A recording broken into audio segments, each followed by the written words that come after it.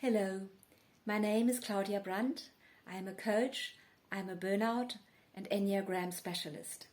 I have overcome burnout several times, and the Enneagram has proved my most important tool. Today I want to explain to you how the Enneagram 2 can slide into burnout and how it can work its way out. The Enneagram 2 belongs in the heart triad. The heart triad is all about emotional needs and identity. For the 2, this means that its emotional needs are about being needed, and it identifies itself with being needed and helping others. So the driver of the 2 is the need to be needed and the need to help. I am sure those of you who identify with 2 already shake their heads and wrinkle their brows. The 2 does not identify with that. The 2 instead identifies with the need to help, to be there for others. And this is a blind spot. The 2 gives up its own needs, is not in contact with them, but helps others fulfill their needs. And this again is normal for the 2, that it is not aware of its needs. Other Enneas also battle with that, but for the 2, it is central. So once the 2 has overcome this blind spot of not having needs and of not being aware of its own needs, the 2 is able to give love in the most beautiful way, without agenda, without holding back, without needing anything in return. But you can also see where the downward spiral comes from and how the 2 can work itself up and out again. When the 2 truly loves and gives from a full heart, where it gives love and care to itself first, then it is able to give this beautiful love to everyone else. However, when the 2 seeks appreciation and support and care from others in return for the appreciation, love and care it gives to others, it will give from an empty heart.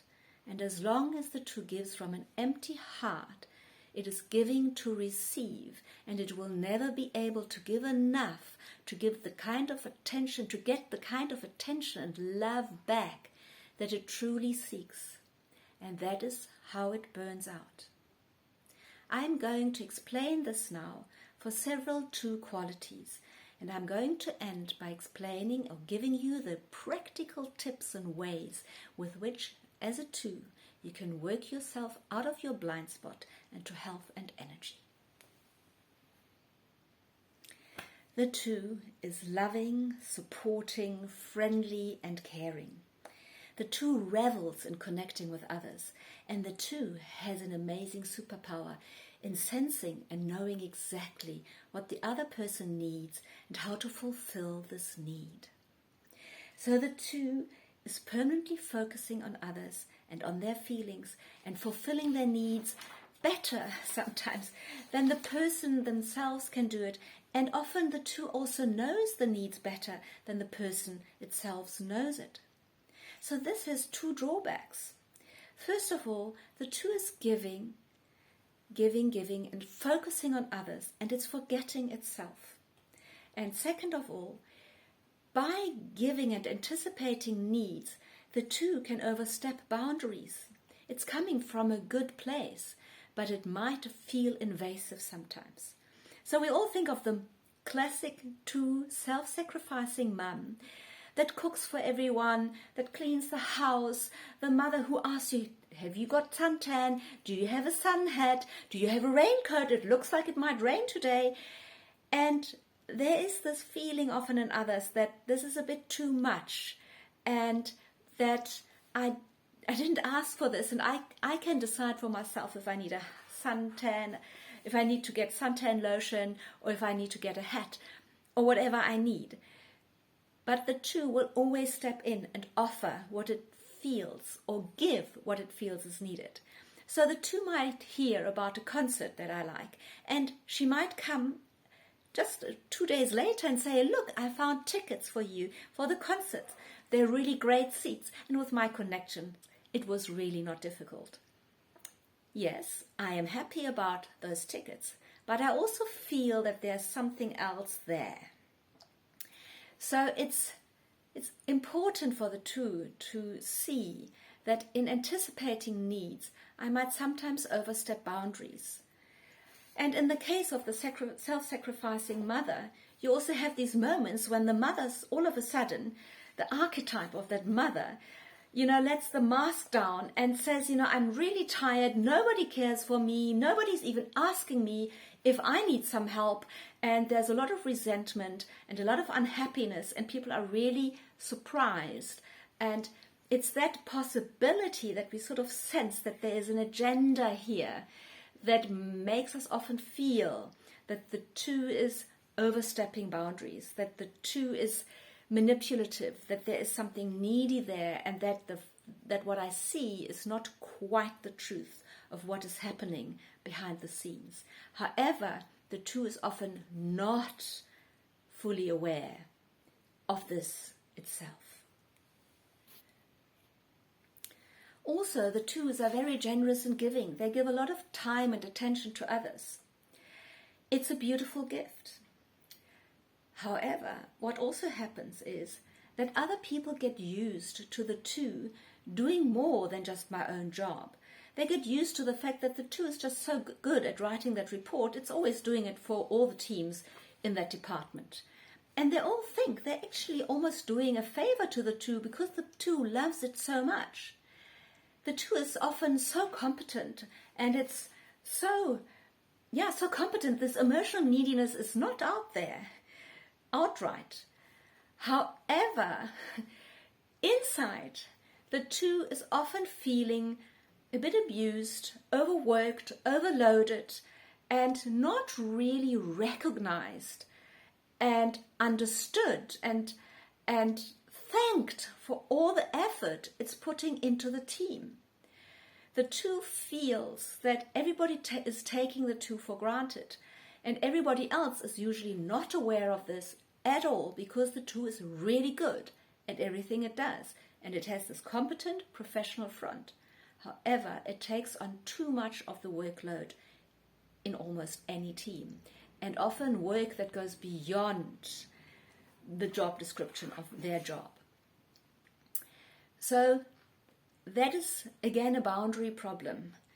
Twos are best described by the words needs and boundaries. The two is unable to set boundaries because it's hoping by doing more and giving more it will be seen and acknowledged and thanked, and it will find value. The two is looking to be valued in what it offers. Its identity needs to be valued by others so the two can value itself and love itself. So the drawback often is that the two slowly develops anger, and it might start as frustration and impatience, but the two is often not aware that there's such anger boiling inside it. It just feels that it's been taken for granted. And very seldomly, the two might blow the lid and become really angry, and people around the two are usually incredibly surprised because they really did take the two for granted. They felt the two was just competent in doing its thing, and they're not prepared for when the two blows its lid and angrily screams at them. And the tears of the two are tears of anger. And when the two leaves, it also often feels shame because this is the last thing it expected and wanted of itself. It does not want to blow the lid. And even if there are just some poisonous remarks on the side, the two feels very ashamed of it, surprised by it, and it comes of pent-up resentment around not being seen, not being acknowledged, and its identity not being confirmed by others around it. Its identity as a giving, competent, valuable human being. Twos have also amazing empathy and sympathy. They are really tuned to other people's feelings. They know how to help, how to make others feel better, or how to celebrate with them. This helps them to distract themselves from their own disconnect with themselves. So empathy and sympathy are wonderful attributes. However, if they replace my own connection with my own needs and my own wishes, it is no longer a true gift, but the relationship with others and the giving becomes a need to receive back or a distraction. So it replaces connection with self, and the relationship with others can become a kind of addiction, and others might feel needed in some way. They might feel used in some way. So this is the shadow of the two. The sudden anger and resentment for being taken for granted, and also using others in order to fill my need of, or distract myself from the need of not being connected with myself, and needing to replace that by being valued by others. And this is how the shadow 8, the stress point 8, shows up for the two. Twos can be the most amazing servant leaders, and they can give selfless love. On the way there, they need to overcome this blind spot of not having needs and not connecting to itself, and also this pride in not having needs. The two is secretly proud at not having needs, but being there to serve others. This is really tough to overcome. On the way to overcoming burnout and overcoming this constant need to be there for others and completely neglect myself, I need to learn as a two to connect with my feelings. I need to be okay that I have needs that might be different from others. I need to be okay that I might like things that others don't like. I need to be okay with identifying my needs and being me. This is the high side of 4. This is where the Enneagram 2 releases its burnout and finds back to energy. So one beautiful way to really connecting with ourselves is creativity. And this doesn't have to be art and painting. It can also be the creativity of arranging a room beautifully, of making beautiful slides, of gardening, of whatever works for you, where you feel yourself, where you can let go. And the two no longer needs to do things for other people, but it can start doing something just for the sake of its own good and its own enjoyment. And it's often a real tangible feeling of healing that the two picks up when it goes there. And the switch is often from serving people to also serving myself and things, like my garden, PowerPoint, room decoration, whatever it is for you. So that is how the two learns to put value on its own individuality, learns to grasp it and embrace it with love. So here are some practical tips on how to make the transition from the downward spiral of unconscious needs and pride into the upward spiral of appreciating and loving ourselves. First of all, I need to tell you that the step is always conscious. We need to have the self-awareness to see that we're in the downward spiral, that we're unhappy, that we need to change something. We need to make that step into the upward spiral to one of the practices I'm going to explain to you now. We need to make the step consciously, and often several times an hour or even a minute, because the downward spiral will never lead us into the upward spiral. So as much as the two works, as hard as it works on helping others, on serving the teams, on doing extra work and taking care of the family, as much as it does that, it will never feel to it getting better. It will never lead to that. Instead, what will happen is that the two never gets back what it is wishing for, because people take the two for granted. The people think this is just normal. This is what it loves to do. People often are not aware what the two needs, and they don't have that superpower of detecting needs and serving others like the two has. But the two often feels, because I have it, I guess everybody has it, but they don't. So the two is permanently waiting for something. It's waiting to be given what it is giving. And the more it is doing this, the more needy and cloying and manipulative the two appears, and the more people actually step away and become more wary of the two. So the two is even more driven by its need to do more. And you can see this doesn't lead anywhere but down, to more exhaustion, to more unhappiness, to feeling valueless, to feeling that I'm just being taken for granted. So please, the practices I'm going to explain to you now, you need to take them consciously. You need to make a conscious choice, and you will need to tackle your pride on the way. That is the big tough step for the two. It needs to overcome pride in order to heal.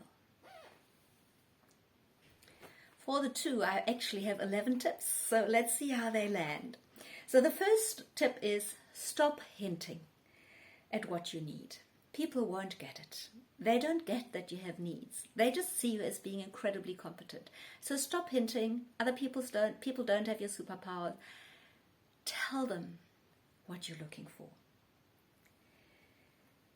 Listen to yourself. That's the second tip. Start listening to yourself so you do know what your needs are. And this will take practice. And you might also ask others, close loved ones, to give you a hint what they think, what you need. Because at the beginning, it's really tough. It's like not striking water. And please don't judge yourself. Don't go into pride. Don't think you can't detect needs because you don't have any. It's just because you're not used to looking for them. So, second tip, start listening to yourself and become better at detecting and accepting your needs. So also, ask for help. Okay?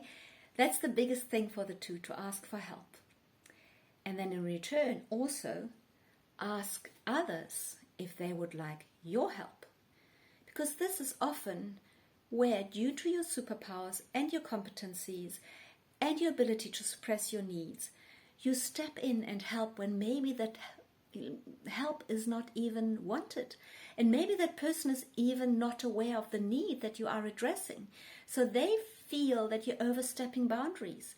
So it's really important for you to ask if other people want the help. And that can be a simple thing like, would this be helpful? Would you like that? Would you like me to help you with that? And if people say no, accept it. You cannot force help on other people. It's okay. Please learn to accept when people don't want your help. So this is number 5 then. It's respecting other people's boundaries. Respect your own boundaries and respect other people's boundaries.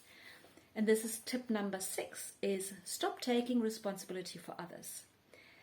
As a mother, as a father, as a team leader, as someone who runs a department or a whole unit, whatever, you're often used, and it's become second nature to you, to just take over other people's responsibility because you can see them struggling, and it is really tough for you to not jump in. It's just a natural instinct.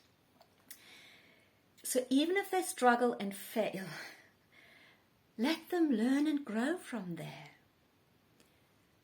Please stop taking responsibility for others. The next one is respect your own boundaries by saying no.